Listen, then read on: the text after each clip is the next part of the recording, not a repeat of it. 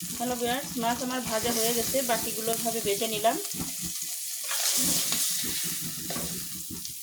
আমি এগুলো উঠিয়ে নিচ্ছি।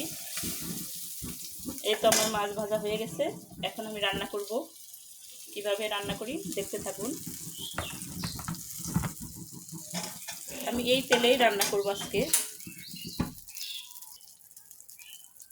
হ্যালো ভিউয়ার্স, আমি মাছ ভেজে রেখেছিলাম, সেই তেলে আমি আবার একটু তেল দিয়ে দিলাম মাছ ভাজার জন্য, রান্নার জন্য। দিয়ে দিব এখানে পেঁয়াজ কুচি, দিয়ে দিব কয়েকটা কাঁচামরিচের ফালি,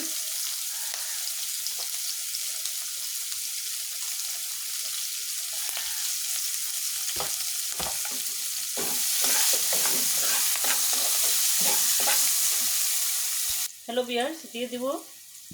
আমার পেঁয়াজ ভাজা শেষ, আমি একটু পানি দিয়ে দিলাম কষানোর জন্য।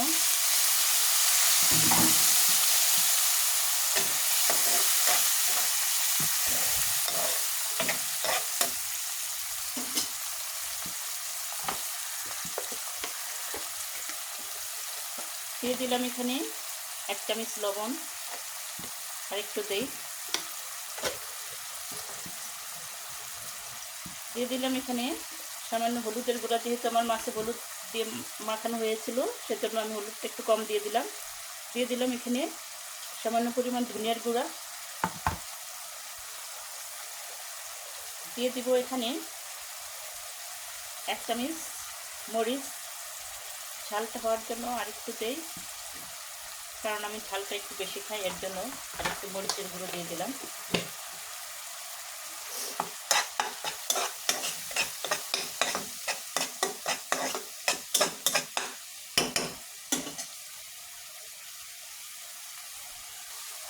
দিয়ে দিলাম এখানে জিরে বাটা।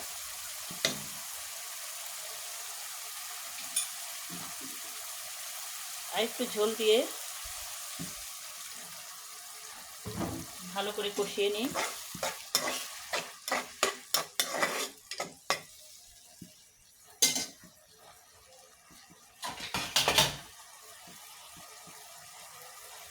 ঢেকে দিলাম। আমার ঝোলটা কষানো হয়ে গেছে, মাছগুলো দিয়ে দিব। মাছগুলো আমি ভেজে রেখেছিলাম, দিয়ে দিলাম এখানে।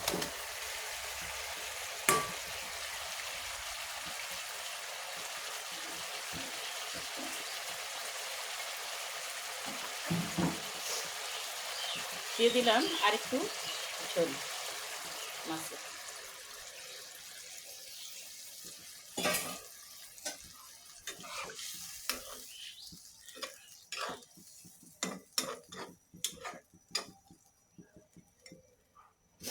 মাছের কালারটা অনেক সুন্দর আসছে, খেতেও অনেক সুস্বাদু হবে।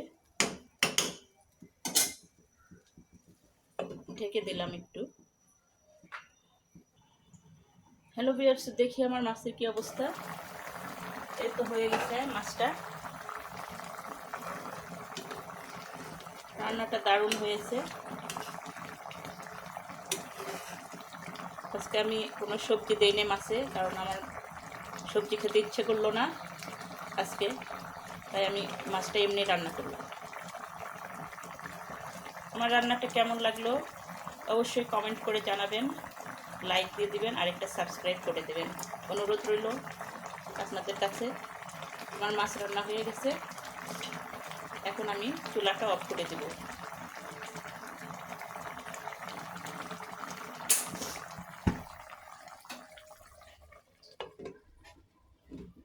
সবাইকে আল্লাহ হাফেজ।